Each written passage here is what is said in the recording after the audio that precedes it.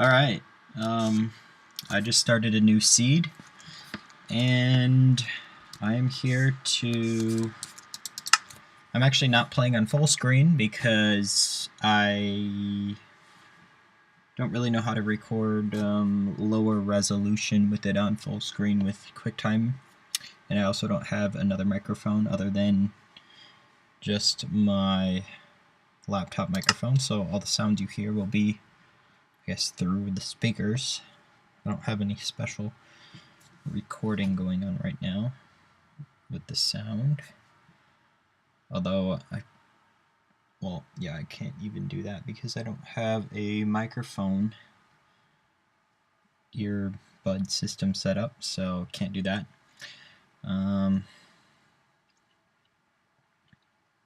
Although I could do my microphone on my computer. Let me try that.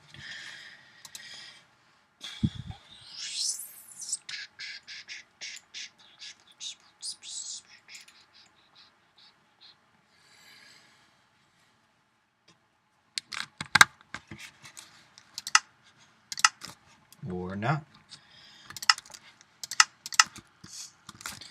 Alright, well, let's change some video settings to fancy. Good. Alright, so. Cool. Sounds right there. I haven't played Minecraft in maybe like a year. I think I've gotten on, but I haven't played it. I've probably potentially got on recently, like in the last couple months.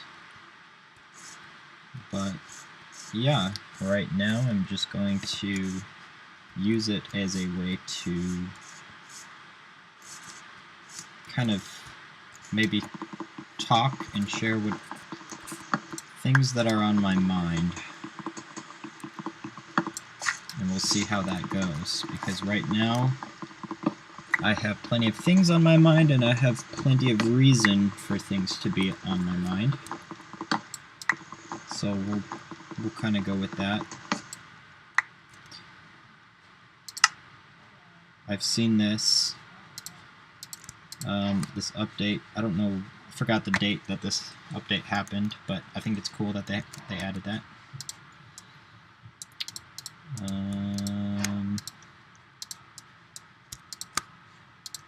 Yep. Alright, so where to begin? Ideas, still there. Still have my ideas from before. Where have I been? I've been, well,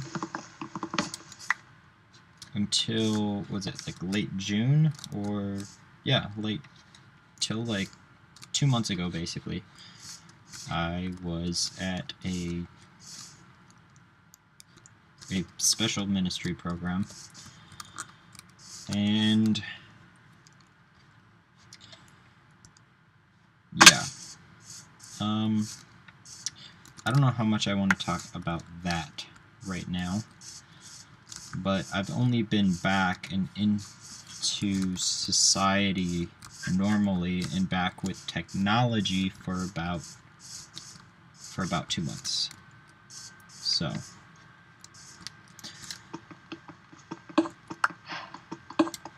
ooh, there's a Stone Age.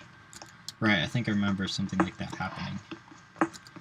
Alright, so some of you guys may have seen my video about the update.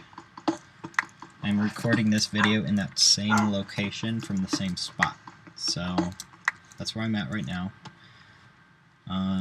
That apartment, or that room that I have, which is the room that I'm in right now, is only temporary. And I wasn't sure how long I'd be here, but I think I'm only going to be here in Indiana for just the rest of this week. The main reason is because I don't have a sustainable job here. I don't have enough income kind of to cover my I guess, my debts and my living expenses, if you will. So, yeah. I guess I'm here playing this not because I need to play Minecraft to get anything done in Minecraft, but kind of just to organize my thoughts, and I want to feel order right now because I recently cleaned my room, which was actually just kind of sitting there, I guess slightly as a mess for a couple weeks. Not because I didn't really care, but because I kind of didn't feel like I should put the time in, but I guess I didn't care enough. And Minecraft helps me feel, I guess, organized sometimes. It helps me with some symmetry, and yeah, so maybe that has something to do with it. It's kind of a distraction for me to kind of psychologically trick myself into just talking about anything I probably really need to talk about. And that's what this is for. That's what I'm doing right now. So yeah. I do have someone in my life who I've talked with a lot, a woman who I got very close to very recently, and she's very dependable, very... Let me turn on the volume so that the sound... We'll do that. So that the sound doesn't... Wow.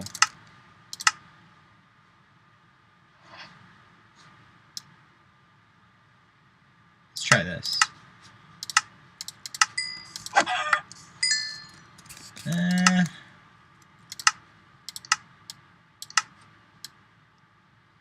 Let's do that.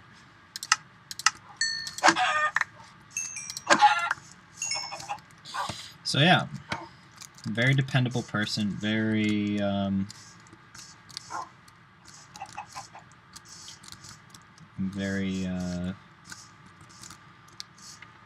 interested in her. We'll just put it that way.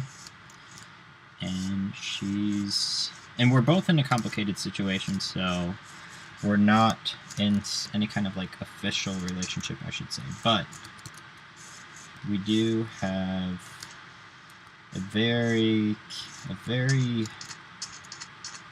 high interest of curiosity, high interest in each other's for the future, and we're curious about where that will lead. We're not impatient, I guess, but we are kind of just curious about where that would lead. Whoop! What is that? Is that a bat? Oh, it's a bat. Like I said, I'm not playing full screen, so it's actually harder for me to see than if it were to be full screen. So, ooh, I didn't expect to find iron. I guess iron it is right now.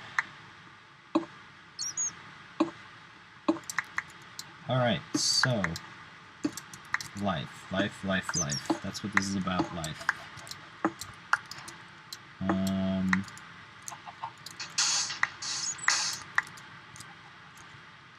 So, this is about life. And I had some options. One thing that I thought was going to happen was I was going to work for an old boss that I had like 3 years ago, doing some software stuff. I don't know if that's really going to happen, because it seems kind of up in the air-ish, and it seems kind of like, oh, I'll message you, and then there's nothing, and then, oh, come work here, and I say, okay, email me, and then nothing. So I don't know the deal with that. I think things are going on in the company to which I'm referring to, and due to something a friend told me, that is that's basically what's happening. There are things going on keeping people distracted there, so whether that happens or not, I'm not sure, but I do have 2 forms of debt. One of them is student loans that I use not for tuition but for just living expenses, and then also credit card debt, which I also used for living expenses while I was at school.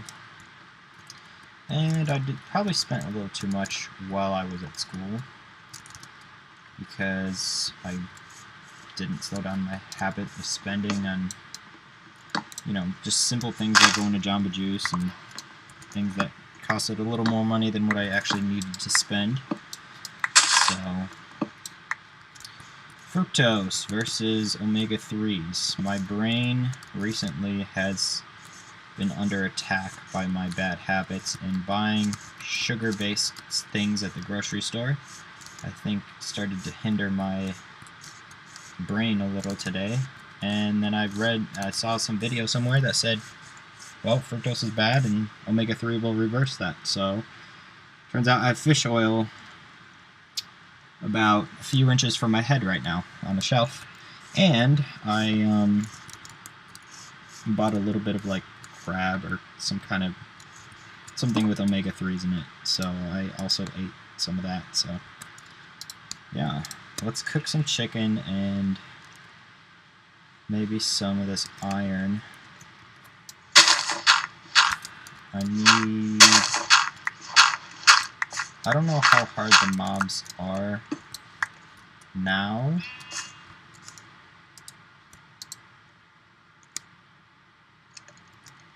But I don't want to really deal with them too much. So we'll just lock them out for now. And just make a little hidey hole here. So, yeah. Living alone. Let's see, that topic is interesting. Living alone, in some ways, I find it, obviously it's freeing in some ways. Especially, having your own room or having your own section of an apartment or something like that. Right now, I have my own. It's different if you have people related to you. So when I stayed at my sister and brother-in-law's place, I had my own kind of room, but when I went somewhere to the common area, like the kitchen or the living room, there are children who are related to me who want to spend time with me. And so, in some sense, I can also be in the same kind of situation where I can be renting a room and then go to the common area, and even though there's other people, I'm not related to them, so they don't really demand my time.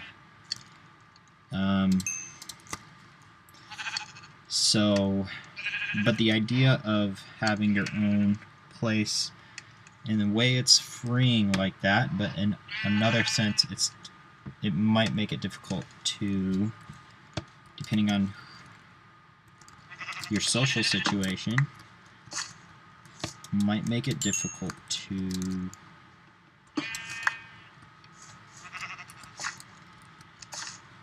I don't even know what I'm saying. Might make it difficult to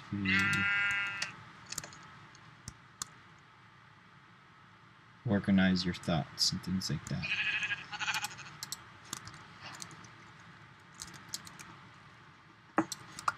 I don't need to stay in here.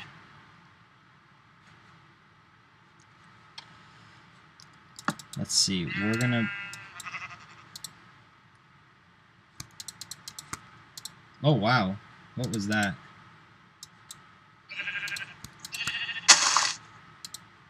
Wow, iron nuggets, huh? Well, this game has definitely changed a little bit.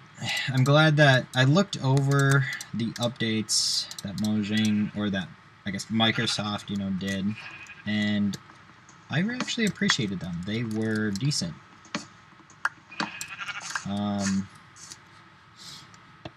They were good like, they were cleaning up the game. The fact that they made an update that tells you how to make the tools, to me, is like if I were in control of Minecraft, I think that would be one of the first things that I did. So props to Microsoft or to Mojang, or whoever's idea that was. That was a good idea. I like it. It's a good idea. And then kind of updating the colors and things like that probably was good. It seems like they just kind of, the game is cleaned up a little. I like that. You know, it's good. And then making sure to stay updated with Java 8 and things like that. All good stuff. You can't really argue with any of that stuff. It's just stuff that you would do if you wanted to maintain a good software, kind of just do a good job, be professional about it. That's what you would do.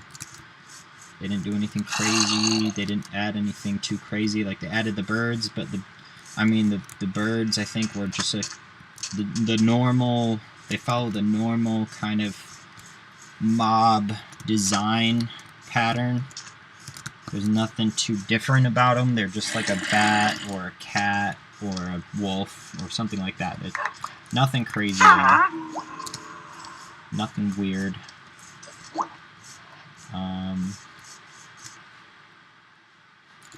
Yeah, it seemed pretty cool.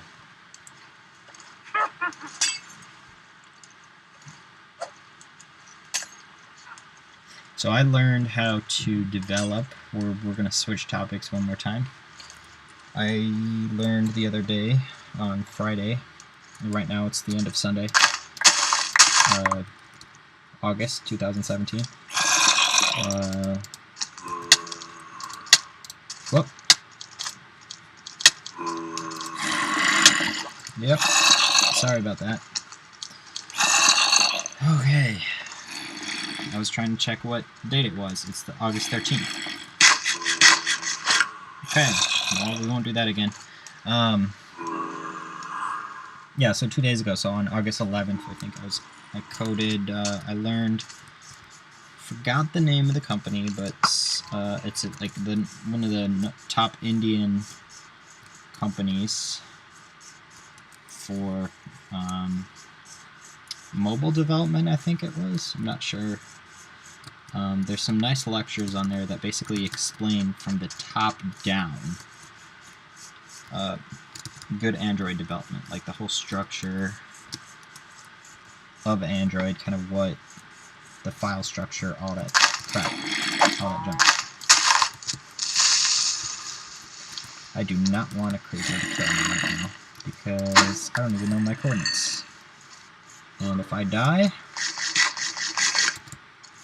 then that would not be good. So we're going to go away from here. And I chose not to hide in my hidey hole, so it's my fault that I'm up here, but it's worth it because I'm finding stuff that I need, like food, and I'm not just bored and hiding in a hole.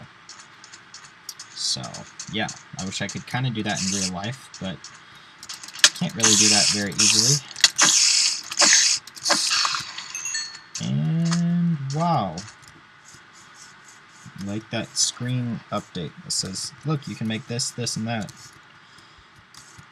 It's not too obnoxious. It's not too crazy. I mean, it probably only shows it to you like the first time you get that item too. So it's like not... I don't know. It's not a bad thing, I don't think. It seems fine.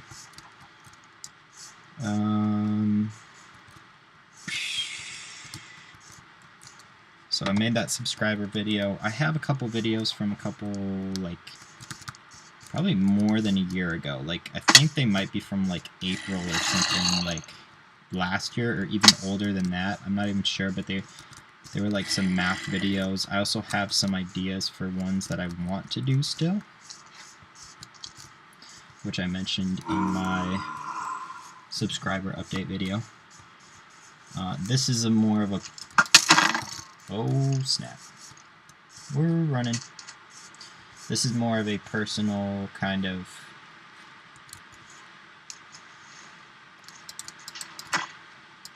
me kind of just take my time to talk to you video. And I'm going to do a quick cheat right here.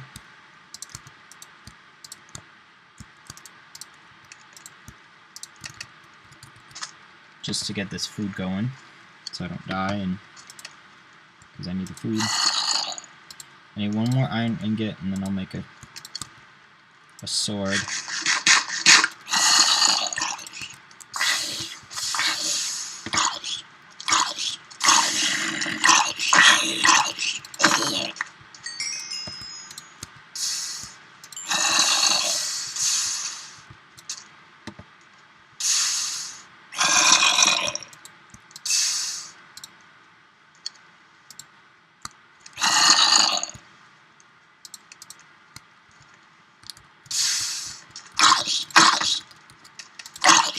Alright, so I play Minecraft to kind of, I guess the way the psychology works is I want to feel like I'm doing something to help myself survive or organize or produce. Kind of like the cookie clicker effect, you know. You want to make money, grow something, fend off illness, fend off defeat, things like that. And in this day and age, it's hard sometimes to feel like you're doing that in real life. It's hard to do that. You could be trapped, you could be imprisoned, you could be ill with something that really inhibits you. You know, you could be... There's all sorts of things, and I've definitely felt that way. And let me tell you something. Do not ever get, or let anyone in your family get, a metal filling. Those things will slowly... They're like a time bomb. They will slowly poison you over time, and then when you get them removed or replaced, what happens is they're drilled out and they will expose your body to mercury, and the mercury doesn't just kind of like go in your blood and then get cleaned out. No, it settles into your nervous system, so it'll go into your, pretty much your nerve cells and your brain cells, and it will cause you long-term effects, and it will just affect you negatively for a long time. It will make it hard to concentrate. You will not be able to use your memory well. You might lose your balance a little bit more easily. You might feel lightheaded and fog-brained. You might lose your vocabulary a little bit. And yeah, so if you know anyone with those symptoms, or you know anyone who has mercury amalgams or metal fillings, which are basically 50% mercury by weight, that connect those two ideas in your head. Like, check for the other one. You know, if they have one, check for the other one, because those two, I'm convinced that those two are linked. And I was tested for mercury about a year ago, and I haven't really talked with any of you guys because I've been inactive for about a year. due to where I was living and the program I was involved with. And yeah, so that's another topic, but we'll keep switching gears here. So I'm not going to stay on one topic for too long. So what have we talked about? We talked about where I've been. Okay. Not really too in-depth, but kind of mentioned it. We talked about mercury fillings. Okay.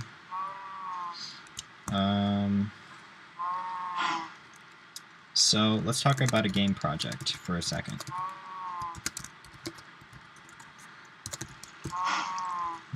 Game project, the voxel game. There's a guy on YouTube who has created, and you could probably just search for this, but he's created a Minecraft in C++ and OpenGL in about a week. And the reason why that's so important to me is because if I knew that it would only take me a week to create something that was visually efficient like that, I would have created what my own game idea is. And that, to me, is very important to accomplish, but I kind of get the feeling that it would take me longer than a week. It would take me a very long time, or a lot of help that I would need to get it to work, or, even worse, I would get stuck on something like some kind of library and not get it to work, or I would run into a financial situation where I would get nearly complete with it, not be able to finish it, or even finish something, but then the idea gets stolen, or me running out of finances and then not being able to kind of complete it or to sell it or something like that. So I kind of stopped myself more than anything. But the fact that this guy, he's about to go to university, and I believe he must be in the UK because I think he had a British accent. And, but that's kind of motivating to me because I would be able to get done with a game idea that I have, which is a lot more than what Minecraft provides and offers. It's actually more.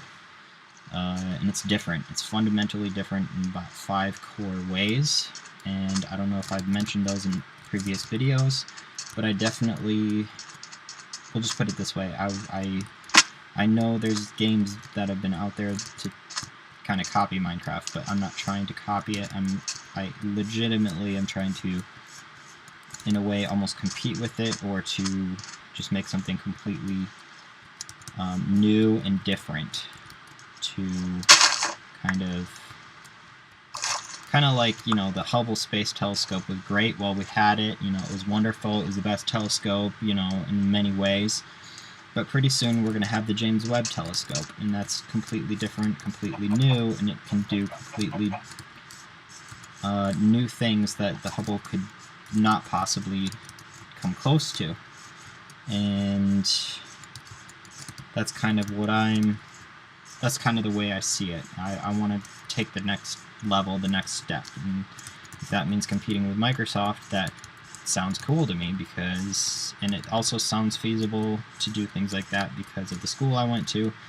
Things of that scale were actually not uncommon. So, it is feasible in that context, at least. But I need to make sure it's feasible in like with everything. Because until it happens, there's no, you know, absolute proof that something's possible. Until, you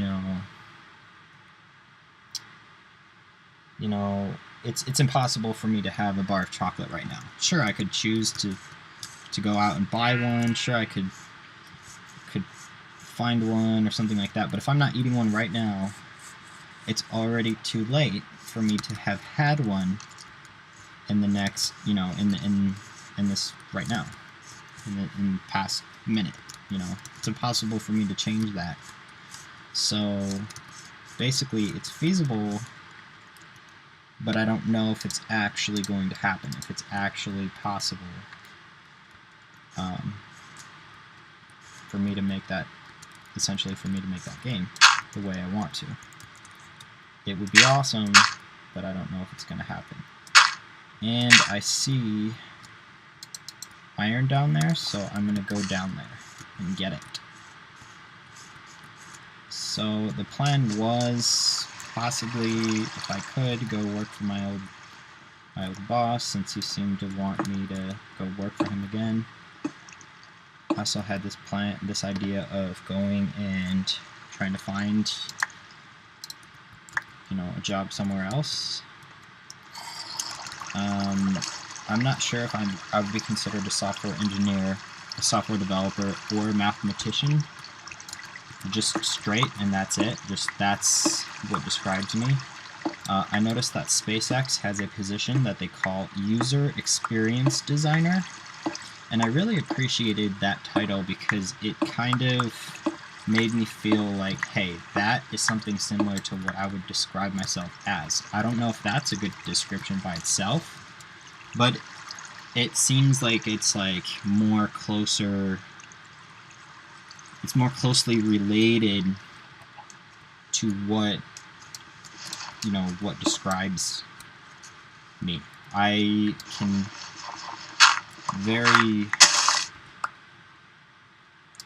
can very easily judge the structure of a user interface, because I can see when it comes to problems that, practical problems that humans have to solve and things like that, I can do the math and kind of judge how best those problems can be solved, like the growth rates, not just for particular algorithms, which I'm actually really good with algorithms. I scored very high in my algorithms course, which is important, for working at places like Google and things like that. The thing is, it's not just with coding that applies. It applies to the entire design of something, the entire thing from the bottom, from the user down, if you will. You got to design things not just from the bottom up, but from the top down. And engineers, the problem I have with engineers is they don't know how to value information properly, I don't think. They don't know, they can take an instruction video and, how to code in F# or something and think that it's valuable, and then, not value something like lambda calculus as much as, or treat it equally or something. It's no, that's not equal. Lambda calculus, or these... How long did it take before I had to mention lambda calculus? Modelings, mathematical models that are not specific to a system, those should be considered more valuable, not because you force yourself to see it. It's not going to work if I just tell engineers, hey guys, you have to value this. That's not going to work then, because they're not valuing it for the right reasons. There's a reason why it's valuable, and if you don't see it, then, it's not something that can be taught easily, I don't think. But some of you out there might understand what I'm trying to explain. There's significance behind mathematical models that involve more than just a direct application. Like lambda calculus, okay, I could write, an educational book, or I could, write a simulator that directly uses lambda calculus, as, or write a curriculum or something like that for a class. That's one way to use it, but there's also the structure of it. There's also the fact that it's structured in such a way that it has a special property, it has a special structure that nothing else really has. And you can use it to develop new programming languages, for instance, or you can use it to help design how your your code is structured. For example, lambda calculus, you pass, it's all about passing parameters, okay? Who cares about this old, you know, okay, Tim, you know, it was invented in the 1930s, why are you telling me about it? Well, okay, like, look at the structure of it. You pass, it's Turing complete for one, so there's something complete about it. There's something, like, you can't add to it and make it, like, you can come up with another set of rules that's like 7 rules instead of 3, but the thing is, just with these 3 rules, you have this complete kind of concept. You have, like, this complete system. And it's better to keep it simple than it is to, let's say, go with, you know, the 7. It's better to go with the, okay, I'm going to die here. So I'm going to run and try to survive. And hopefully no spider will keep up with me. I don't know if any mobs are following me, but I don't think that I will survive. Nope.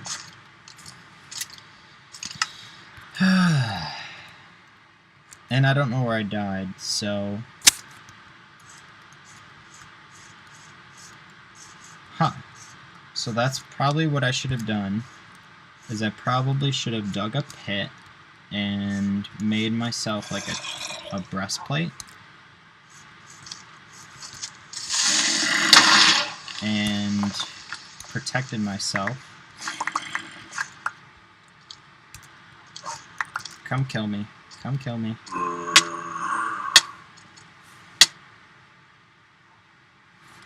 you don't want to kill me? Come on. Kill me. Kill me. So, I'm wondering if Minecraft is a representation of how I feel right now in real life. I'm apparently willing to kill myself after I fail. And not get up and try again. So, maybe that's a bad thing.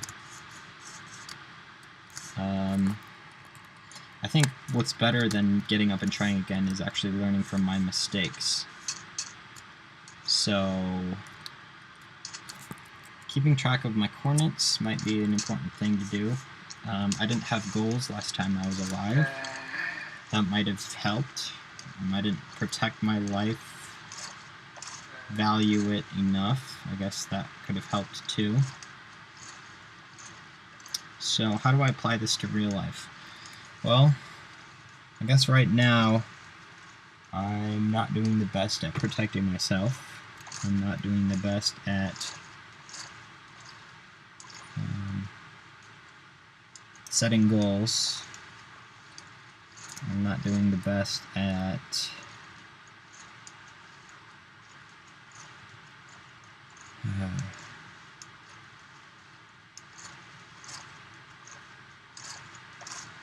I'm not doing the best at any of those things.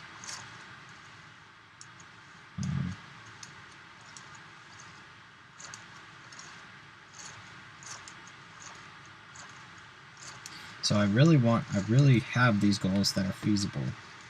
Kind of like in this game, it's like I know I'm capable of building really complicated, really cool redstone contraptions and things like that, and I know it takes a lot of work and time. But look, all I see is a spider killing me, and it kind of scares me off into the water. And then I also have this regret of, oh great, my stuff is out there despawning somewhere.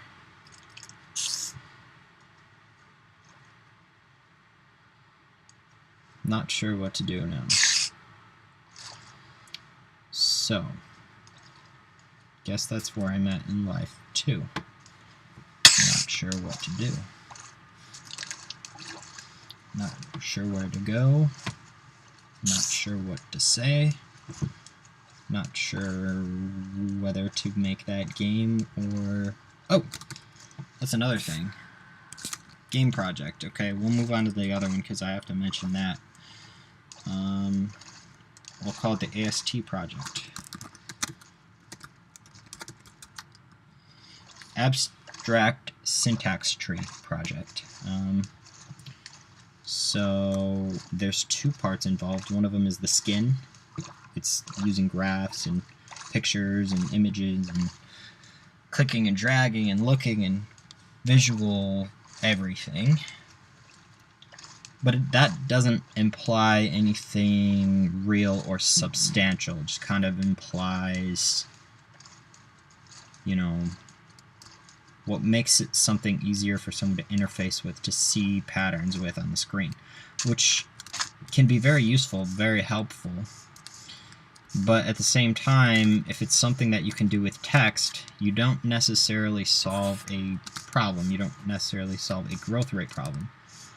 However, I also have a potential solution for that too. So when it comes to heavily typed languages like F#, and a couple years ago I worked on that project where I noticed that when I put the cursor over the code, the type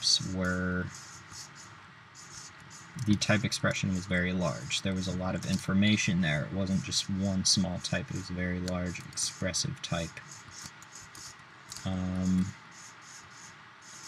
That showed me that, you know, humans are going to have to deal with that pretty soon, because F# is more of a futuristic representation of our programming language. It's more heavy type theory. Types are hierarchical. They follow category theory structure. They're not just one layer. You don't just code and you have types. If you try to do that, the problem is for example, like in C or C++, is whenever you just code with types like doubles, ints, strings, things like that, you'll automatically get this idea of objects to kind of solve the missing structure. And the problem with objects is then you have inheritance and all these other relationships between the objects that turns out to really just look like type theory, which gives you a hierarchical structure again. So it's almost like, well, why do you even need objects when you can just do everything to types? And, you know, so that's kind of what category, you know, this is what's going on with the Luna project and all that stuff. And the thing is with that, yeah, that's the second part of the AST project. So one is I want to create a skin that makes it easier for people to, you know, code with like Lisp, for example. But two, because the problem with coding with Lisp is, you know, you got these parentheses, and you can use graphs instead. You can use a tree, and you can zoom in, or you can either do it a scaled version, or you can do it in a graph theory tree version visually. But you can also, when editing types, you can also make the computer go and check to see if you want to refactor your code and design code.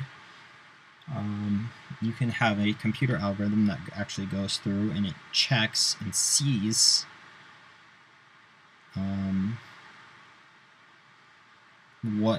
how to fit everything together and shows you the valid options. Imagine playing chess and you only see the valid moves. Well, some people don't need that because they can check the moves in their head and they kind of can see what moves are valid. Well, that's all fine and dandy until you're playing a game that's actually so complicated that finding the valid moves turns out to be a hard problem instead of an easy one.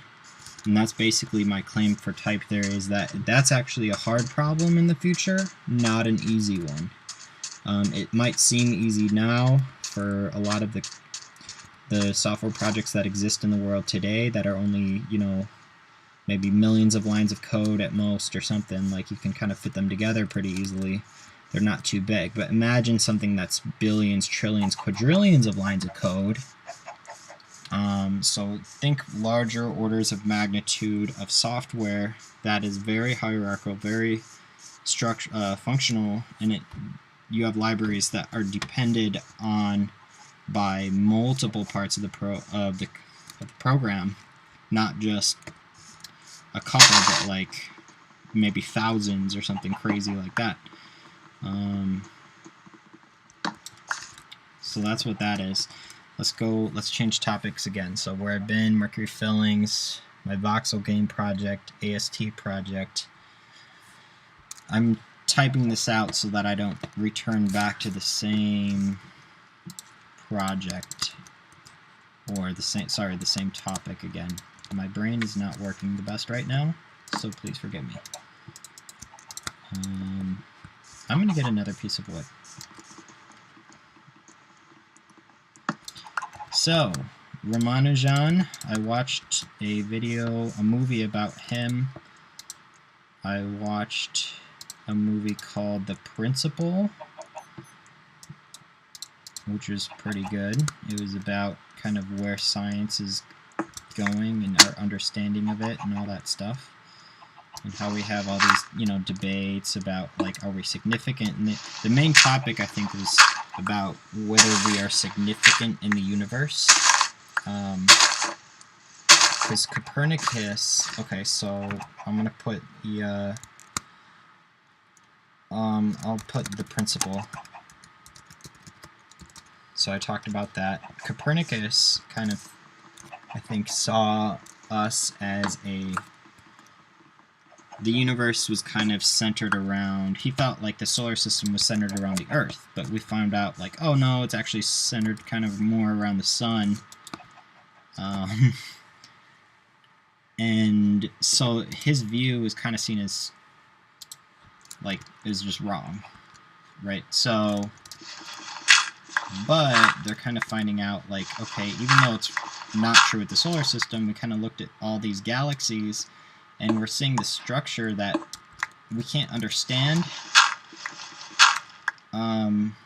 because there seems to be some kind of sphere around the Earth or something like that. We must be measuring something incorrectly, is kind of the conclusion, because it seems like the way we're measuring things is it says that we actually are, like, extremely special, and we're basically in the center of the universe this time. So it's like, wait, what's going on? Like, we're literally in the center of the universe. Our galaxy is, like, in the center. And this is, like, post, this is talking about, like, including all the understanding and calculations of, expansion of space-time and all that stuff. It's still, like, the way that the galaxies are distributed, or the way we're seeing, I guess, the way we're observing, like, radiation is it's either we're using the wrong models, or somehow we're, like, in the center. So potentially, because I know, like, in the Bible, there's, like, this whole, we have, like, the 6,000-year-old Earth understanding, and then we have, like, these scientists that kind of talk about the universe being built, some billions and billions. But the thing is, they're still making these assumptions on general relativity, or how space-time is shaped, or how it's been shaped in history and all that stuff. And the thing is, like, we might, like, a lot of times when people are in arguments, sometimes you find out that neither of them are true, like, absolutely correct in their understanding, and there's actually a third explanation, or you find out that they're both, like, correct, but you kind of get this explanation of how they don't contradict each other, and how it seemed like they did, but, like, kind of you have this you have this alternative point of view that shows, like, actually, even though it seems like these can't be true at the same time, it turns out they can, because they were assuming something else that seemed natural to assume, such as, like, you can relate this to, like, Einstein's special relativity, like, who's going faster, the person on the train or the person off the train, because both of them are measuring light, heading at the same speed compared to each of them. So it's like, what? That contradicts, like, that somebody measured wrong, right? And it turns out that they didn't measure wrong. It turns out that, the speed of light is relative to everything the same, even if those two things are not relative to each other. It's not an absolute. Time is not linear. It's like space-time is hyperbolically shaped. So turns out that what seemed like a contradiction was not a contradiction, because they were assuming time was constant. They were assuming basically what the shape of space itself was. So they weren't incorrect in their measurements, but they were incorrect in kind of some of their axioms, I guess, that they made their conclusions from those axioms and measurements on. So their axioms and their measurements kind of both combined makes a conclusion, and it turns out the conclusion was wrong, not because their measurement was wrong, but because the axioms were wrong. What they assumed to be true was not was incorrect. So yeah.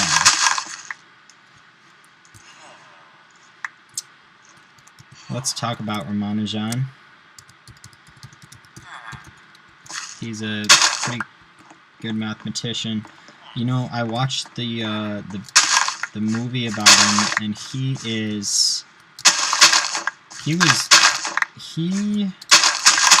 it's almost like he wasn't even just like brilliant. It's like he had a miracle. He had some goddess or something, like, basically informing him. He had a god. He believed that God just kind of told him these formulas, because they were pretty spot on, and he didn't have the proofs for them. Like, it's actually kind of weird, because like I wanted to, do the whole Ramanujan summation thing, like create formal structures and proofs for it, and actually show why it is, because there's mathematicians online and everywhere that are saying like, oh, that's not a real summation. And I don't think I would have said this a couple years ago, but I actually disagree. This is going to sound insane, because I'm basically saying that if you add a positive, I'm almost saying that if you add positive numbers together only, you can get a negative number. But really, you're not doing. I'm going to argue that you're really not doing that. When you have an infinite sum, it's different. It's the fact that it's infinite. It means you have something that's not the same. So it's not the same as convergence necessarily. If it is getting smaller, I think it will be the same as convergence anyway, but if it's divergent, then somebody just saying like, oh, that's infinity, that's, they're making an assumption there. If you really think about it, they just assigned the value infinity to it, because when you look at the definition of summation, it's for finitely lengthed numbers and finitely lengthed expressions. The definition of summation is you have an integer, a finite integer, plus a finite integer gives you some result. So when you have an infinite series, that's, and you break it down to a tree of expressions, you have a sum plus a sum plus a sum. Like, you have something that's like this. Like, you have a plus b, a plus the quantity b plus the quantity c, right?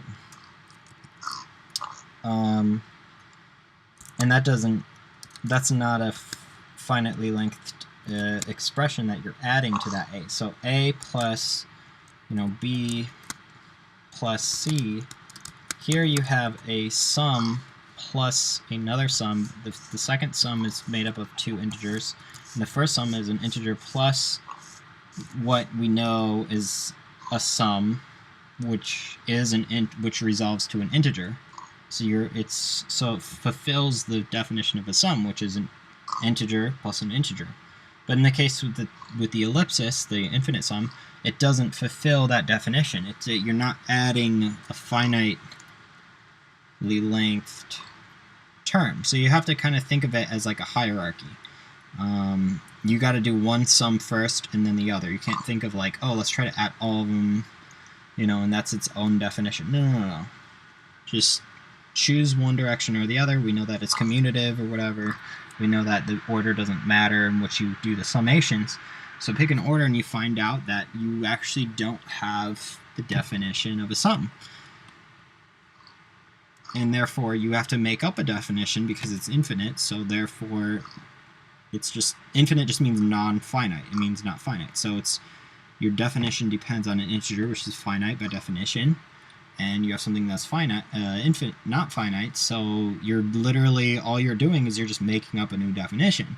So you can say like, oh yeah, if it's divergent, well, it seems like the algebra says, you know, if I have 1 plus 2 plus 3, and then it turns out if I expand this ellipsis, you know, I can erase that and pull out another 4, you know, and that's okay. Or I can pull out another 5, and somebody might look at that pattern and they might say like, oh, well, I'll just assume that it has the property that, you know, I can make the proof that says, well, if there's nothing negative there, then the result's not negative because that's true for finite sums. Okay, that's an interesting way to, you know, define your infinite sum, but that you're really just playing off algebra at that point. You're just playing off patterns that you're used to seeing, and I'm gonna die. So, see ya. Oh, wow. Alright, so we talked about infinite sums. Point is you get to define it to be whatever you want, and we should define it to make the most sense in nature, and it turns out in the Riemann hypothesis, if you expand the continuity principle, then it turns out that you would want the same, you would actually come up with the same result as the negative 1/12.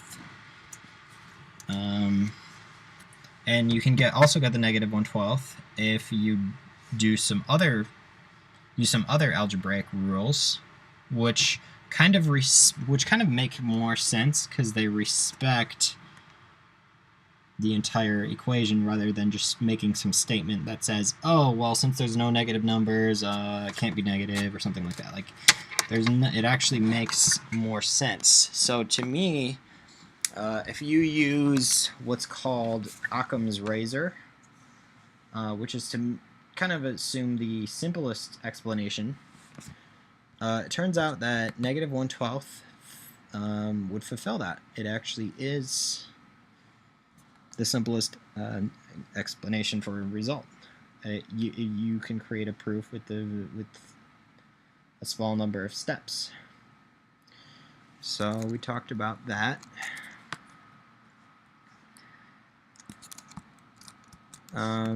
We talked about the girl that I've been talking to.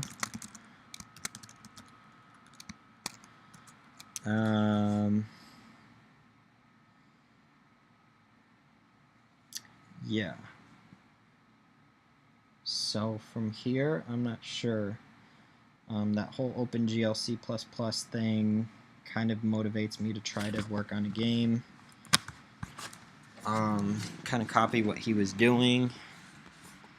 I really enjoy seeing that. I really like seeing that.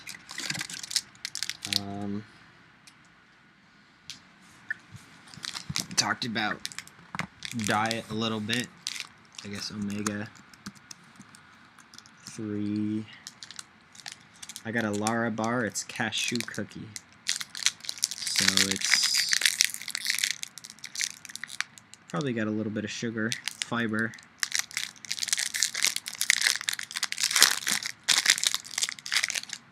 Healthy.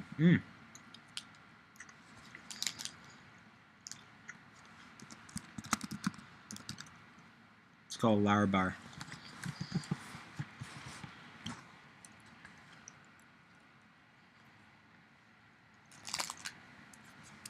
It's pretty good.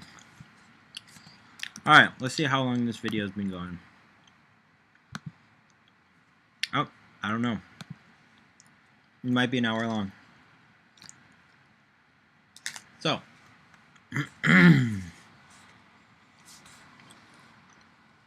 that's my rant. I actually I think like a month ago, I was looking online for people who could help me make math videos, but I'd have to pay them money. So that seemed to be an option, but the thing is I don't really have money, so I can't really do that. Selling my app might be a way to do this. So AST project, iOS and Android. The reason why I like those is A, you can sell apps easily. I like that, because then you can make a kind of this closed thing that works. You can get feedback on it. It almost seems simpler to me than making software on a desktop. I might be wrong, but to me it seems easier to have something for your phone. If not now, then in the future. B, you can use it mobilely.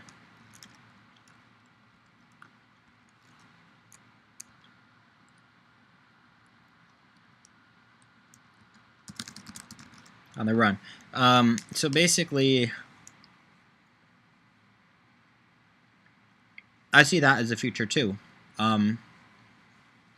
So you might as well invest in it. You might as well make it easier to do things on mobile devices on the run, because that's what people do. I was coding on my app.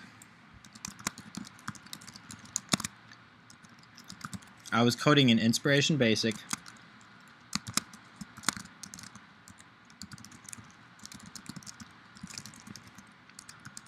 I was coding on a walk with my sister. I coded the collapse.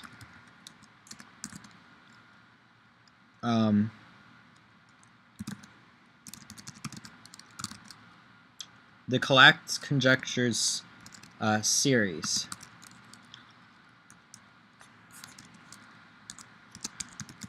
I should call that sequence. Series is basically a sum, I think.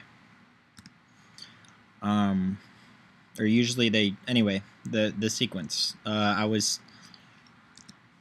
basically taking the class tree and kind of breadth first searching it, or printing it out kind of as a flat tree. Kind of going from if you flattened it out and you had the root on one end or something, and basically I started at the number 8 and then kind of went with 16 and then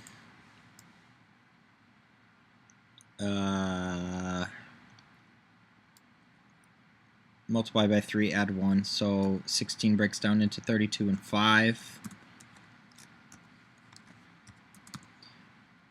And then it just keeps going. So I basically made something that spits out all the collatz numbers in order as you would like find them, doing the collatz conjecture backwards. I did that on my mobile phone using my own app that I created while I was taking a walk and talking with her. That's how easy it was. That was my dream come true. In a way, that was like my dream come true from years ago when I wanted to be able to do that, because I wanted to be able to do stuff like that with my phone when I was younger. So yeah, I still want to create something more with that. I still want to take advantage of type systems and stuff like that. I still want to get people kind of involved in coding and make it open, because yes, it's kind of open. The fact that developers can make iPhone apps and Android apps and stuff like that has kind of opened the world to an entire kind of free reign, kind of free world of this stuff. But we can open it further by perfecting coding in what it is. you know, using type systems and all this other stuff. So we can actually open it further and allow people to have nicer coding environments. There's a game that you can now download on the iOS and the Android, and it's called Human Resource Machine. And that was very similar in some specific ways to my ideas, because they had a nice, clean, polished game that lets you kind of basically code. Now, it's not a good language, it's just assembly basically, but it teaches people and they enjoy it and they learn. And it's like, for a lot of people, it's like this stepping stone. It's like, if instead of them playing a game, they'll play, you know, a game that's like mindless, where, you know, you just get money or something and just grows, like Cookie Clicker. They get to do that. They get to think. You know, they get to. It's a little more involved. It's like I don't know. It's like reading a book instead of just watching advertisements or something. It's just better. And I really like the fact, I think they don't have ads in the game because it looked like it cost $5 to buy it on both the App Store and for Android. Which means hopefully they don't have advertisements in the game, because, you know, ads are kind of annoying. So I prefer to buy an app and not see any ads at all than to have an app that's free but then have to see ads all the time. Like, I'd rather just pay them $1, get them the money that they need, and then just not see any apps. Because, you know, apps are not ads are not very constructive most of the time, in my mind. Like, yes, you can find a good product with an ad, and that happens sometimes, but I'd rather there be a better medium for that to happen, for that connection to take place, because most of the time you're forced to see the ad. It's like you have to watch it for 30 seconds, and to me that's wrong. That is not good. Like, the ad should be off to the side. It should not force a consumer to use any of their time. It shouldn't be a distraction to the consumer more than it be a viable product that will help the consumer. So it should actually only present itself to the consumer in such a way that it helps the consumer more than it hinders the consumer. So, like, that's why I'd prefer, like, since you know, apps don't do that right now, I would just prefer not to use them at all. Like, it almost doesn't matter what my app would be. We're going to say that I talked about app ads. So there we go. We talked about app ads. I don't know what I'm doing in this game, but the way I'm playing this game right now, where I don't have any food and stuff like that, kind of reminds me of how I'm, like, living my life too. It's like, oops, you know, running out of food. Oops, you know, running out of money. Oops. So I kind of need a game changing to take place. I kind of need to get my life, and I kind of tried to do that. I tried to work at this at a construction place. I wonder if that's the village that I went to before.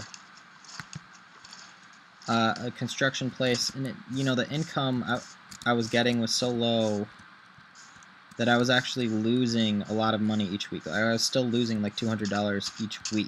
Like, it was kind of ridiculous. But luckily, you know, I was able to do my taxes. We'll just say taxes and construction.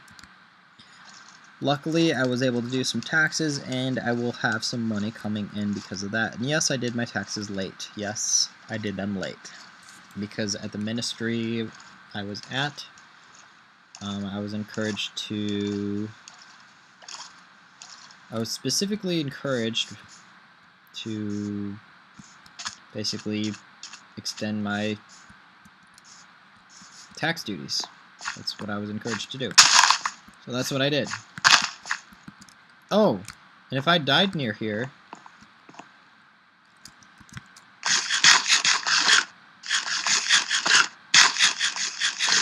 Would my stuff be up there?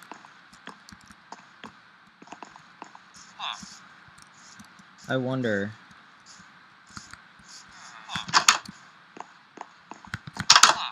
You know, it's lucky that I have a village here, because if there wasn't a village here, I'd be poor. I'd be poor.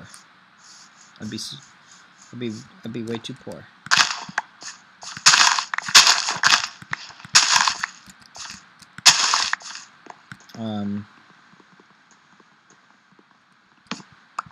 Yeah.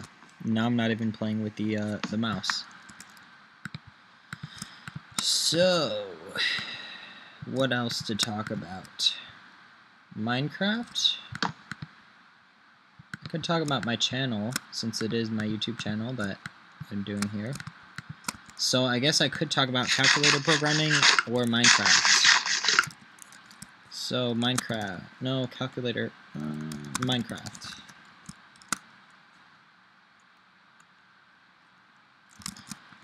We talked about updates, videos by me.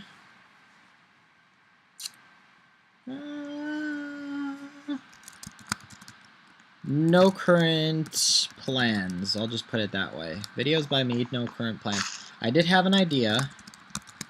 Heading east. Now we can use those extra chests.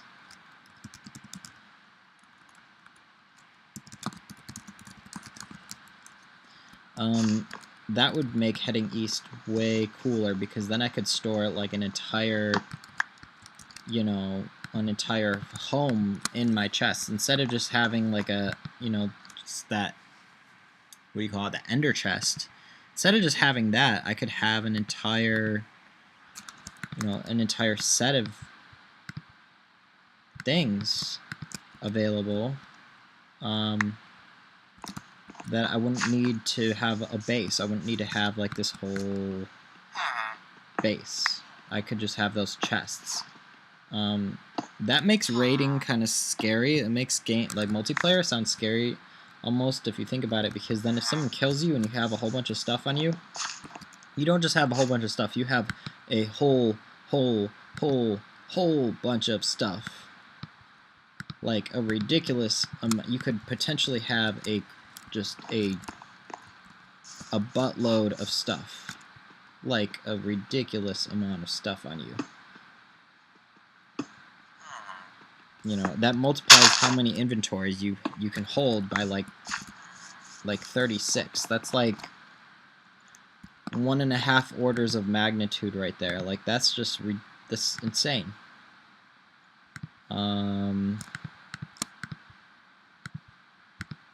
Yeah. So I don't know what I'm doing, obviously, in the game either, because I keep dying. But and apparently in real life as well. So I'm kind of seeking the right, I'm hoping for the right, I'm praying, hoping, seeking for the right direction, for the right thing to do. And I hope no zombies come and eat these villagers, because I like villagers. And I hate zombies. Seems to be a pretty typical view of Minecraft. And yes, this video will be long.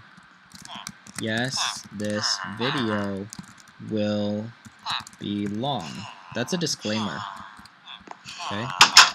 So no one get mad about that. I'll even probably put that, maybe I should put that in the video description. I should put like, yes, this video will be long. Come on, you guys, you don't have chests? Seriously? What's up with you guys? What's wrong with you guys?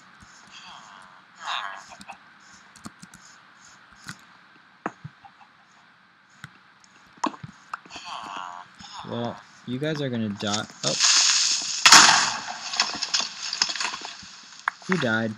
I don't really care about the villagers right now, because this is just a temporary world, and... Yep. This place is about to get deleted.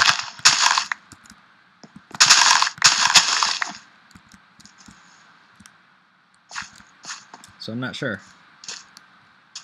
I am not sure. Elon Musk, we could talk about him.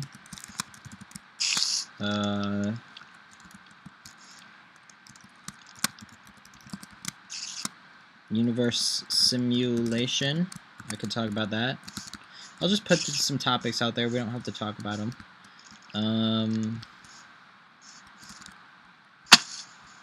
What else?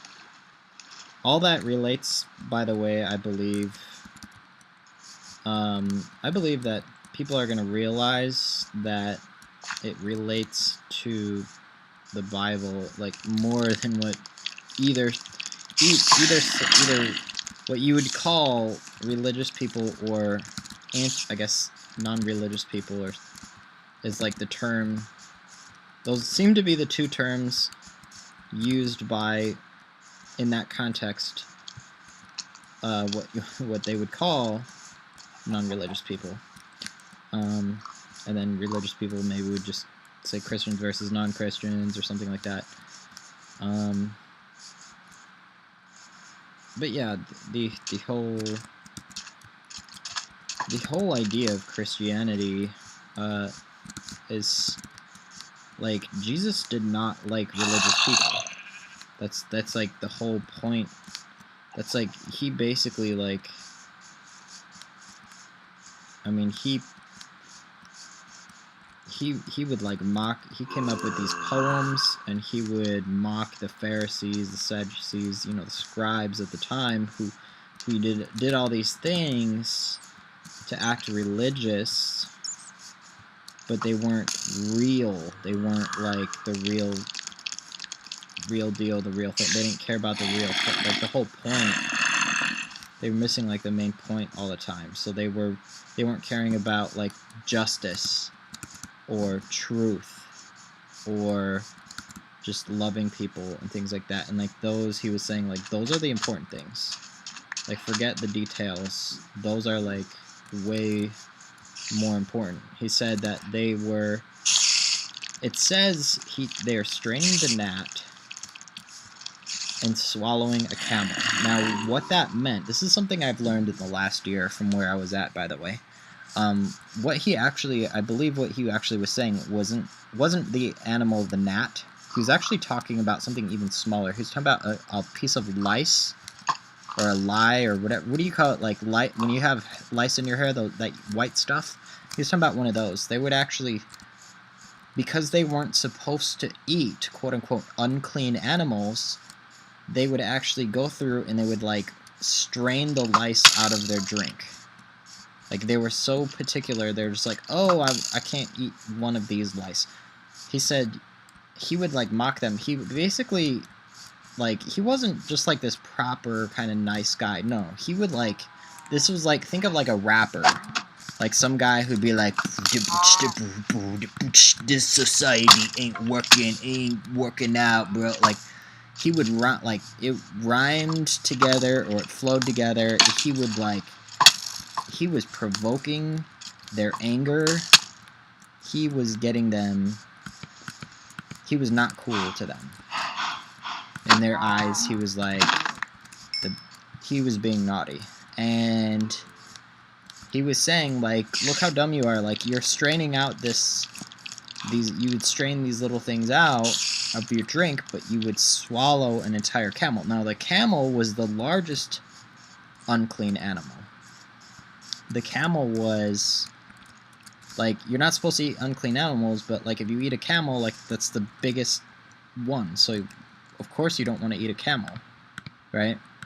And he was saying, like, look how dumb you're being. You're straining these out, but you're eating a camel without even chewing it. You're swallowing it whole.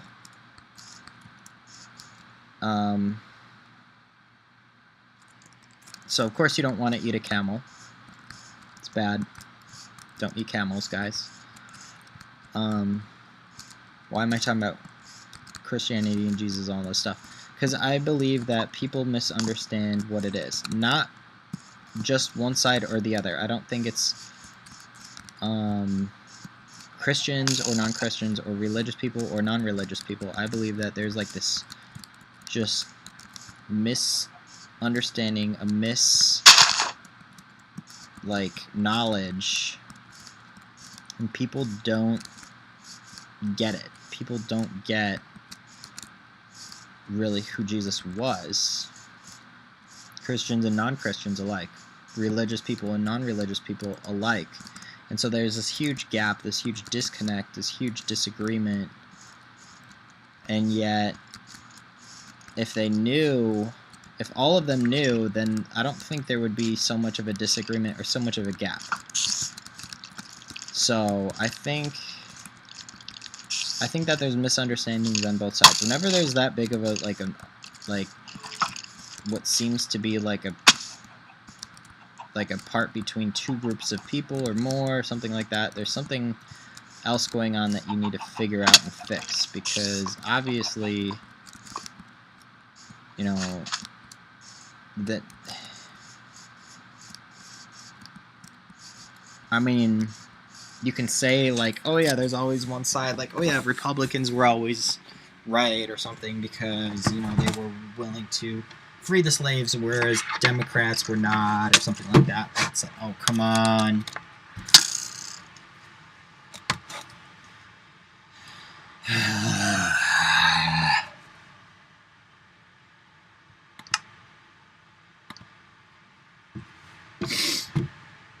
So my computer was running out of battery and I should have paused the game.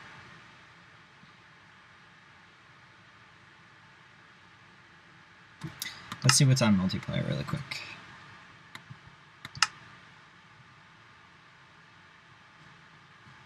Well, I think this one got reset, so nothing for me to do necessarily here.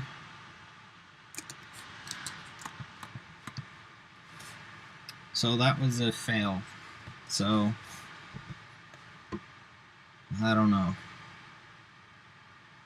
I don't know what I was supposed to learn there playing that, but I figured it would be easy because it's Minecraft. It's a game. It's easy. Nope, it's not. You can make mistakes. I guess that's how it is in real life too. It might seem easy. It might seem like you can do something. It might seem like things are feasible, possible, but if you're trying to develop a car and sell it, and you miss one component, like let's say you're building Tesla cars, like electric cars or something like that, and you have a shipment coming from Mexico, and it contains, you know, the carpeting on your floors for your cars. Well, you can't sell your cars until that carpeting gets there, and it might be one in like 10,000 different things that you had to get done for that car to be put together and sold. I guess the same thing goes here. I have these ideas and I want to do them and I think they can work and all this stuff, but I'm playing like a losing game here because I'm working with too many parts that are not working, and I need to find a way to get all these parts working and focus on efficiently conquering the parts that aren't working.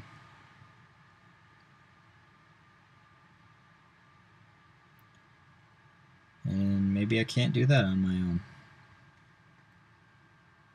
Maybe I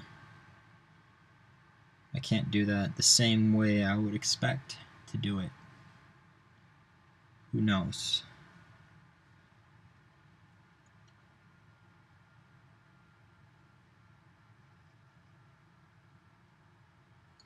But yeah, I also want to do, if I could type in here, I'd say the Condor Save voting. That's a video I want to do. And that's Oh, that's just thoughts.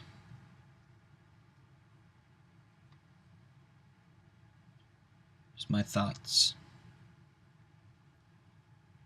Don't always have too many of them. Maybe I do. A lot of the time, I don't know. It's not all my thoughts. I have some thoughts that I don't share as easily. Like,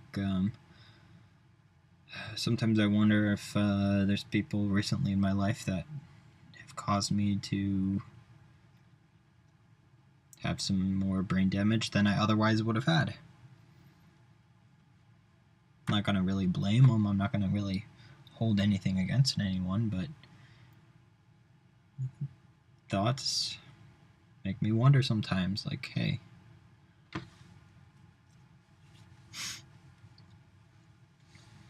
what can I do best given that situation, given that information? What can I do what's best? I don't know what's best to do all the time. I don't really know.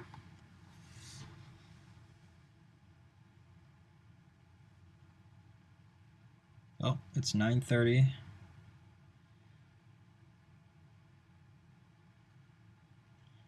I'm focused on trying to shorten this video or talk about things during the video, fill it with something instead of just play the game.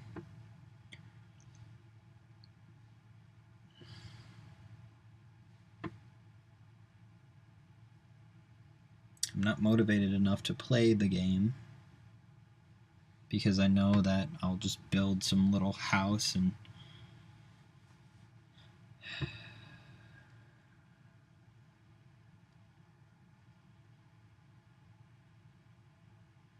well, we can try that. And try one more time. I won't give up yet. I won't give up yet. Let's just make some goals. I'm gonna plug in my computer this time, and I'm gonna use the mouse.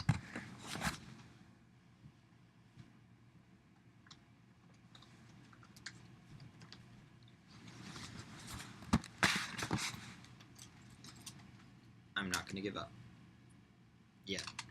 So what's our goal? Do we need full iron gear, or do we just need an iron sword, or what's the goal? Let's come up with a goal. Let's not give up yet. Let's do this.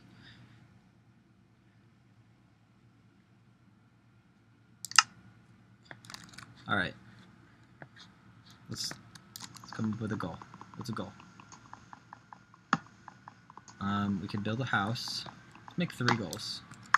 One of them is build a little home. Another one will be we'll get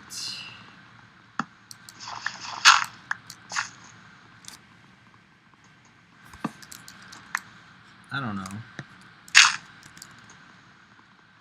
maybe at least 10 of some food, and maybe the other goal will be an iron, we'll say an iron sword. When we have those 3 goals, then we'll say it's good. We'll just do that. Iron sword.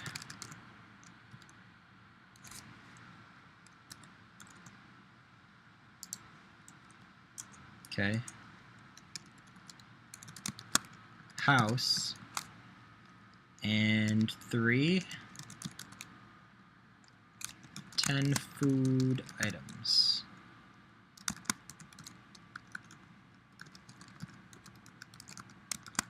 No uncooked.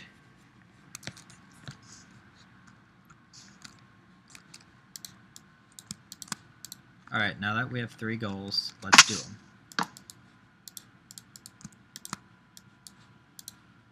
Let's just do them.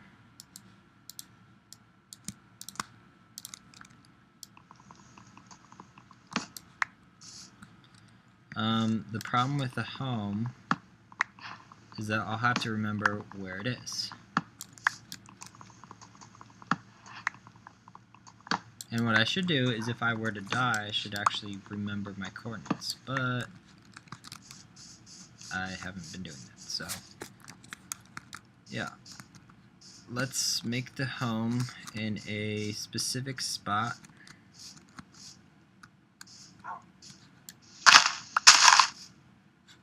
Right here.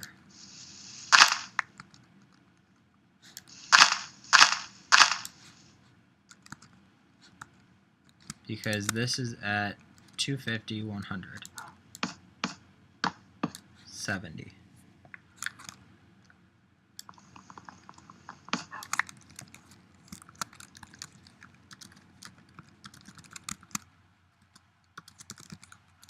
How's that?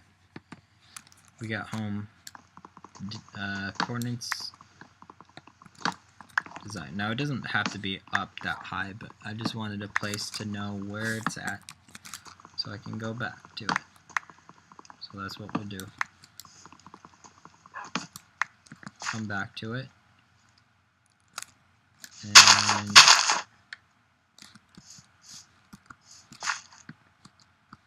yeah.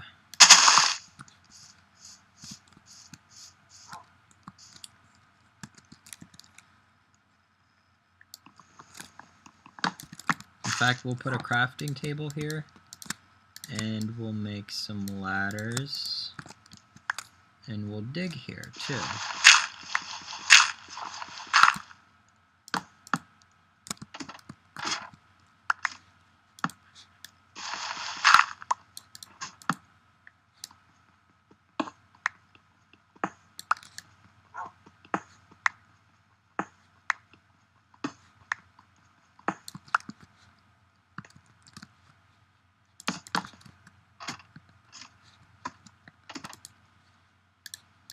Okay, we'll make another crafting table for down there, and we'll make one of these, and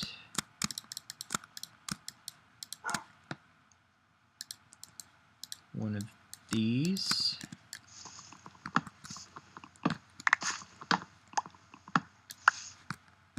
Okay.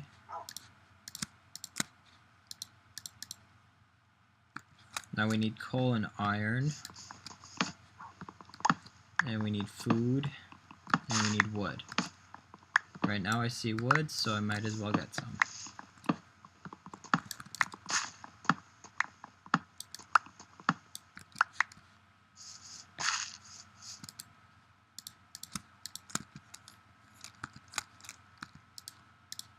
Okay. And I see stone, so I'm going to get some stone.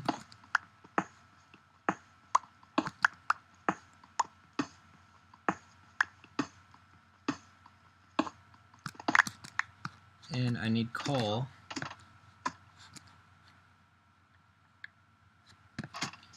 Let me kind of make a little house type thing here that's a 3x3.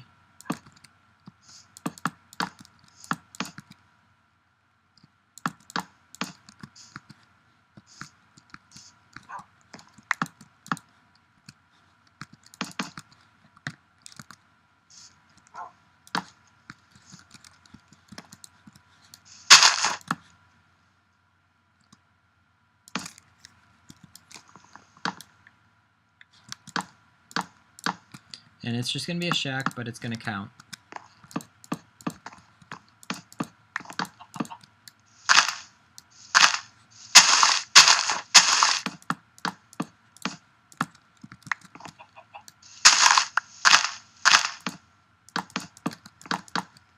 Right?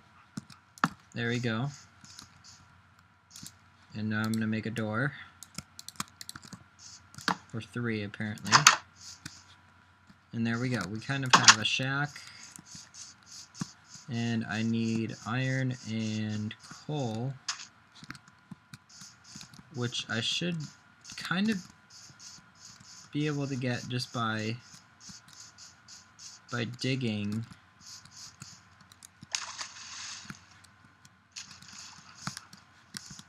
But I can also explore and then come back for the night. So since I died recently, I've learned, okay, I can't really survive the night very well, even though I think I can. So I need to hide somewhere.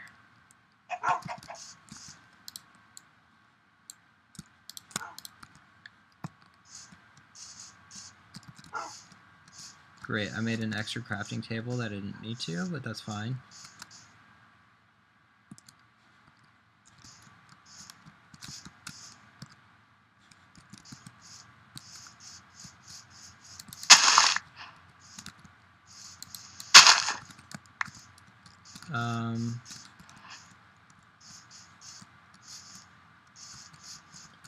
And I could have made it a tower, but using my coordinates is probably fine too.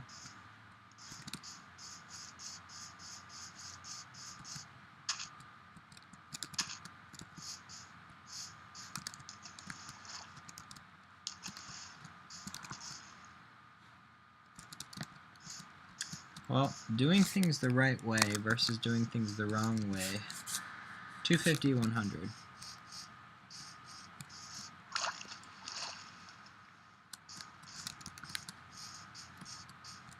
It looks like it's bad when you fail,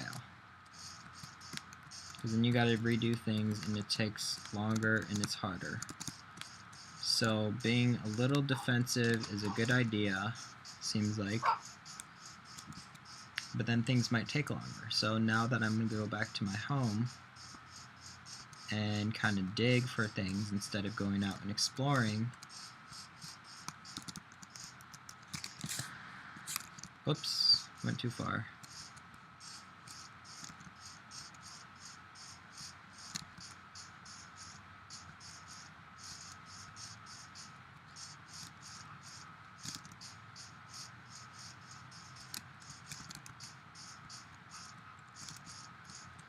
I don't know. I could make charcoal.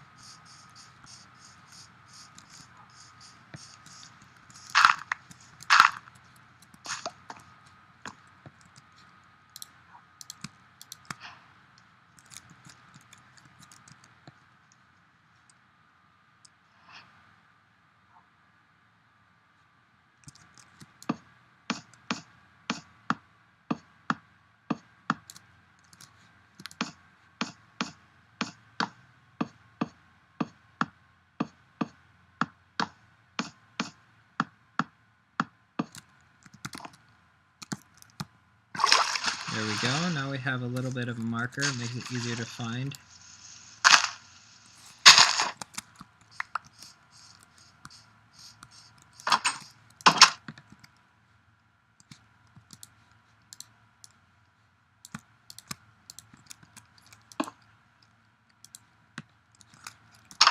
I can't make charcoal yet. Need some more wood.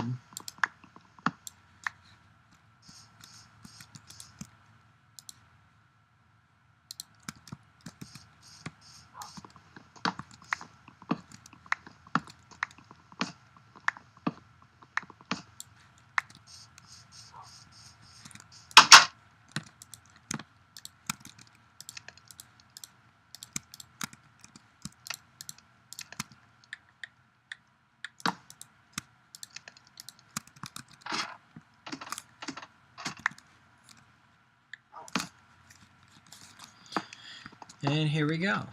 We are playing it a little more safely, but it might take a lot longer to find what we need.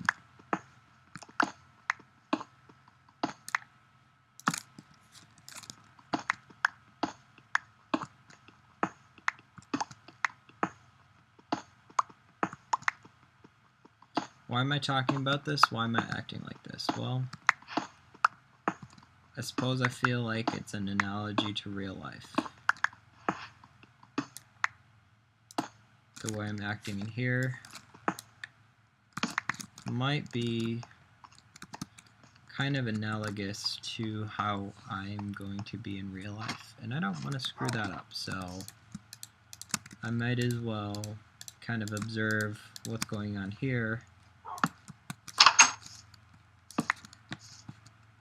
and compare it to my plans in real life. See if I'm acting a little too lazily or too making rash decisions or something.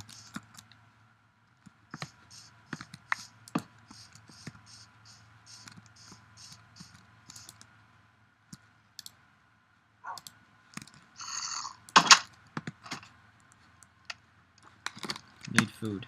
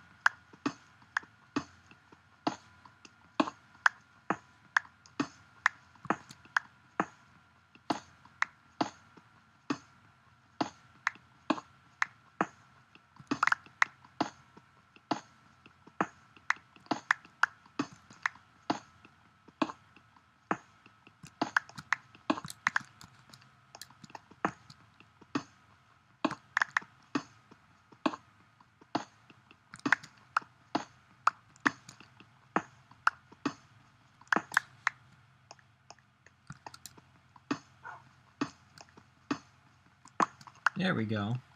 Look at that. Before I even find coal, I find iron. What do you know?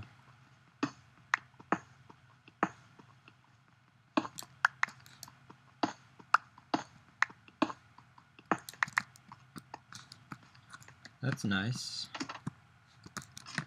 Well, one of our goals can be completed. So we have house.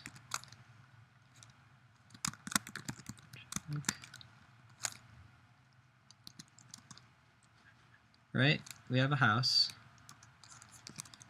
We have our sword. Almost. Not yet, but we will.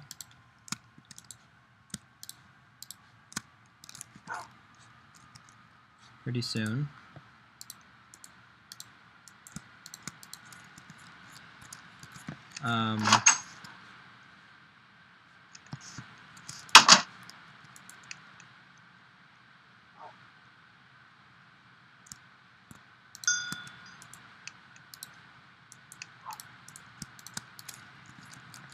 Right? Right here. And we want 10 food items.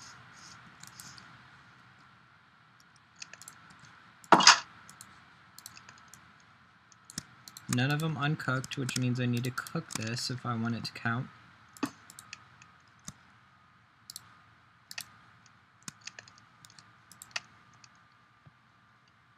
And look, we got 4 leftover iron. What should I use it for? Should I use it for a helmet? Well, considering I died so much, I might as well. Or maybe shoes or something.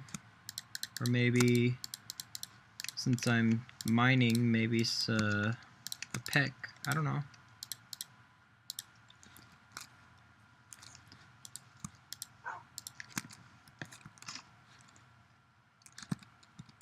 It would be nice to find coal.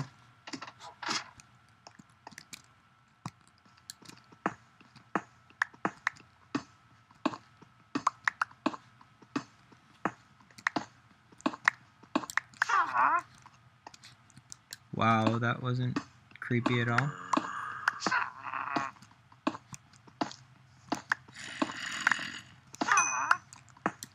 Here we go.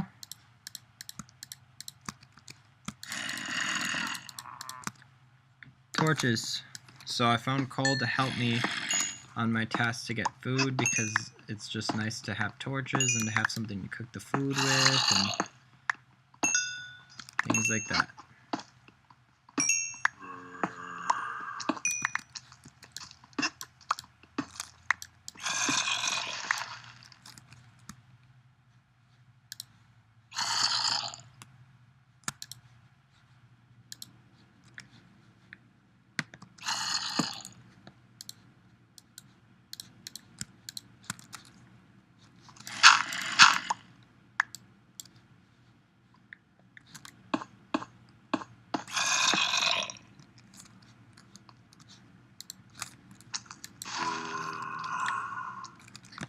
So the last thing I want to do is just dig straight up and then something fall in. So I'm going to do is I'm gonna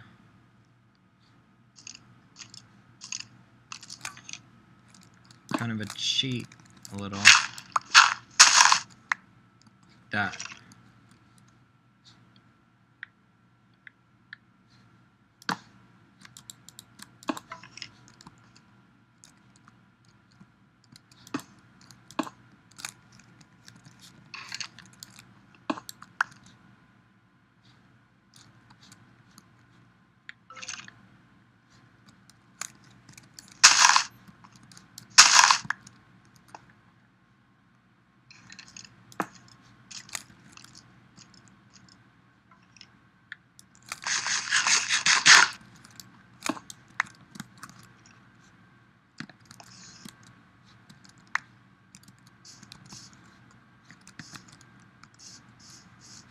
Alright, well anyway, how do I get 10 pieces of food? I was close in the other one, but I don't remember which direction the village was in.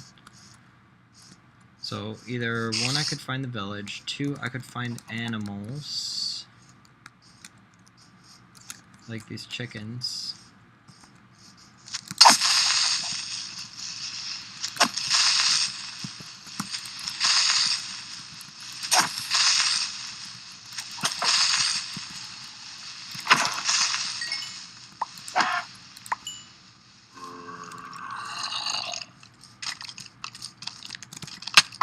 Oh no, please.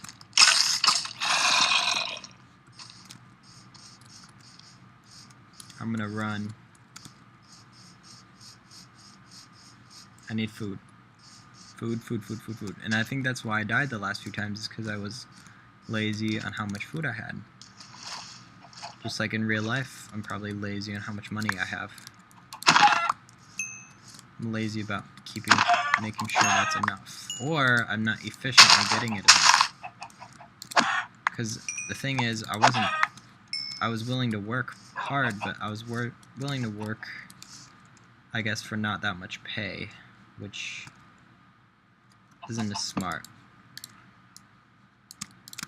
Let's see here. 6 chicken. Let's mark where this is at so I'm not gonna lose it. 397.52. That's a chicken.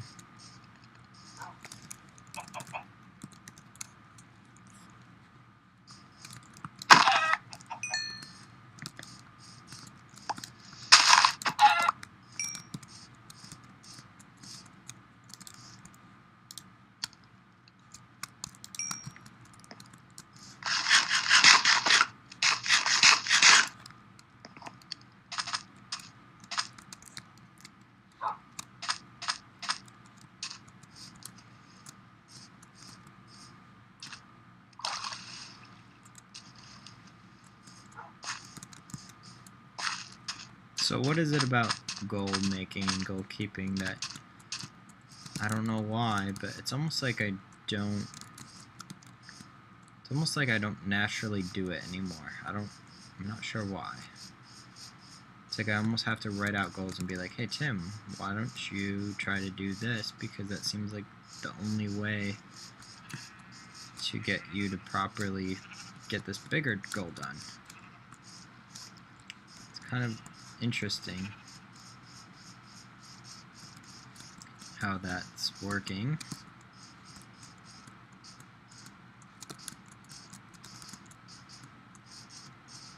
But that seems to be what's going on. So, fun dealing with all this mercury in my brain. Very, very interesting. It's almost like I can approach myself, my own brain, with the scientific method and try to study my own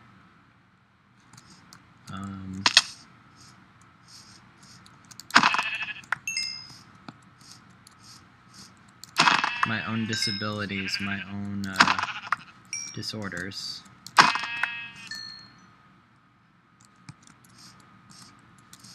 Alright, so it looks like we have 10 food. Where did that... Come here.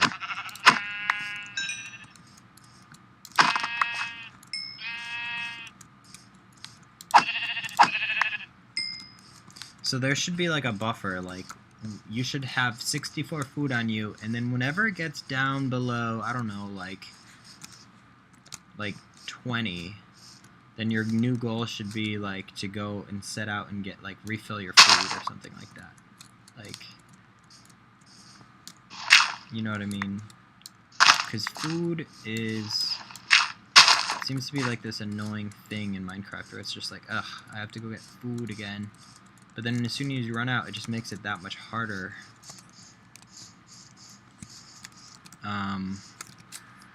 So we're gonna go with the chicken first. It's about 450. So it's about this direction.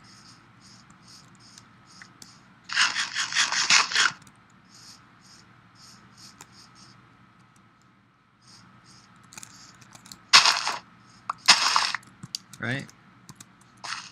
And then, so let's go.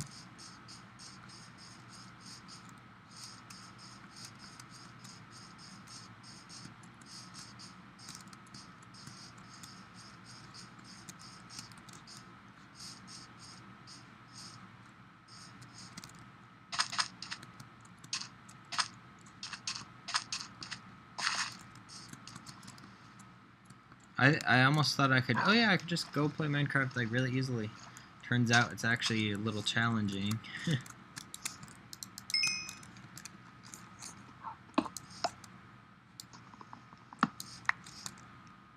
11:5. And there we go. There we have it. We have just about everything. There's a couple minor issues. One of them is we don't have a brand new iron sword, and I said I wanted an iron sword. I didn't specify if it was brand new. And you know what? There's iron here, so I can make sure that the one I have is brand new.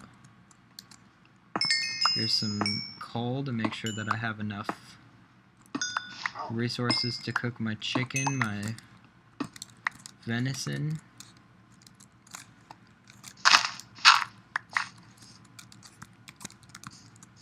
My house is 250, 70, 100. I also didn't say it was my goal to finish my goals in my house and have all of them in one place, but I might as well put them in a chest in my house and be there with them to kind of complete the goals and be like, look, I completed my goals. So we'll try that because I feel like I need to complete something. Do it right, you know? So here we go. There's that. There's that. There's, I guess, that. So all I need is, well, I almost don't need much of anything else. So here we go. We're going to clear off some space. So we got an iron sword. We got 5 cooked chicken.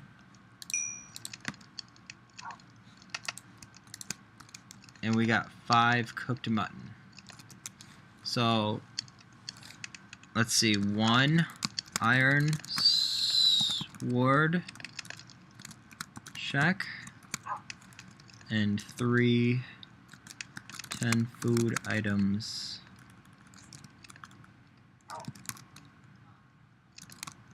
No uncooked, check. We're done.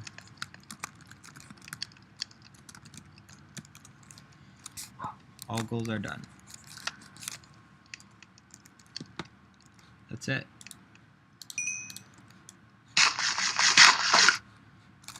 We did it. We have this little house thing here too.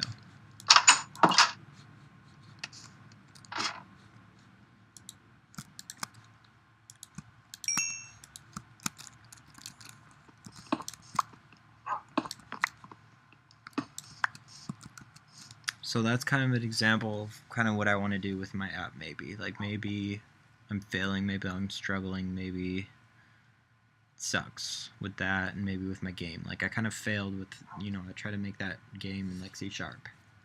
You know, maybe, and I failed trying to make it in HTML5, and I failed trying to make it in, what do you call that? Unity. I failed making it Unity. So HTML5 fail. Unity fail.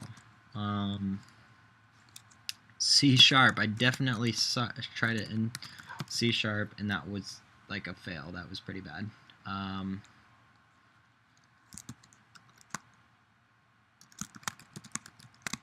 C++ OpenGL. Maybe that's my next try for the game. Maybe.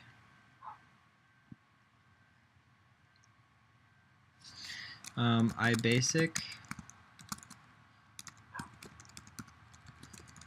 It was a succeed, but not much.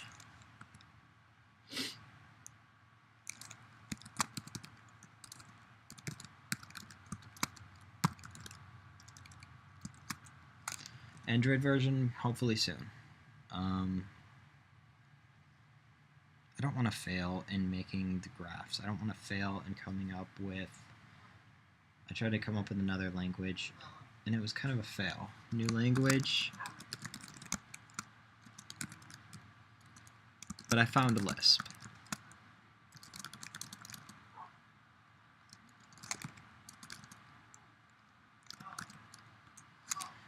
And I'm not sure if Lisp is a step or if it's just really good.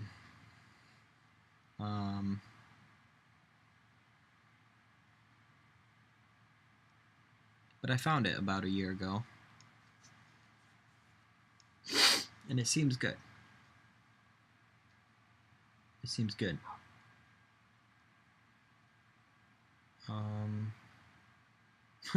How's this for one? Girl, wife, woman, girlfriend, fiance, you know, all that stuff. Fail, fail, fail, fail.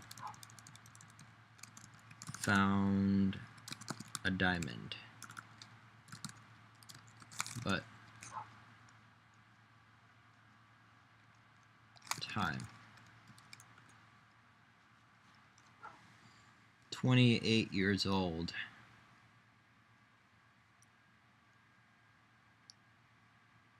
Met someone.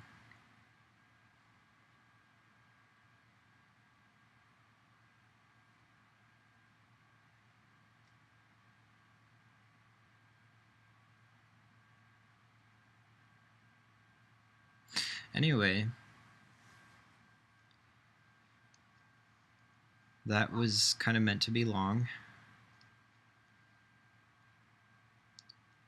And don't know what I should title it. Maybe I should title it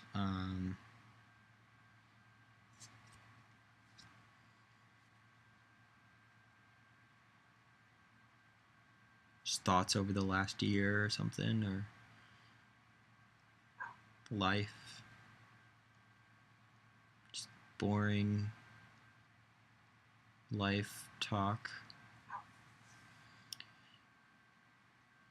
Say what's on my mind. I don't know what to call it.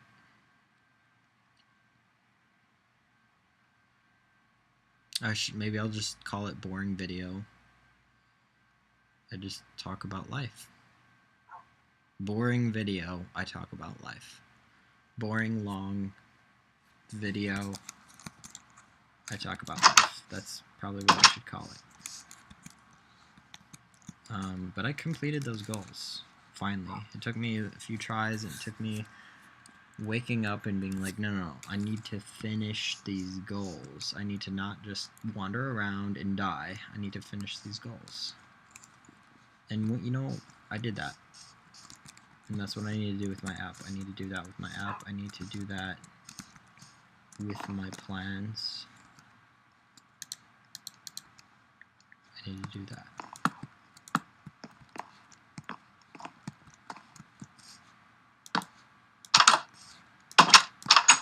This is gonna sound crazy, but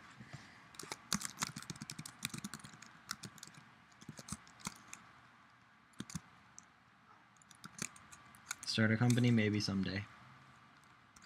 I don't know if I'm ready for that yet. In some ways I feel like I am, in some ways. But like realistically, like when would I be ready for something like that? Is it truly feasible?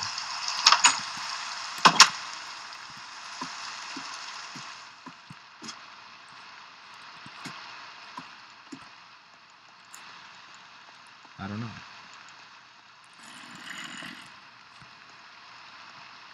But something within me tells me that it is. So you guys, thanks for watching. Thanks for being interested. You know, maybe this video is just for someone who's bored, someone who's just curious of what's going on. I don't want everyone to watch it. I don't want people to waste their time.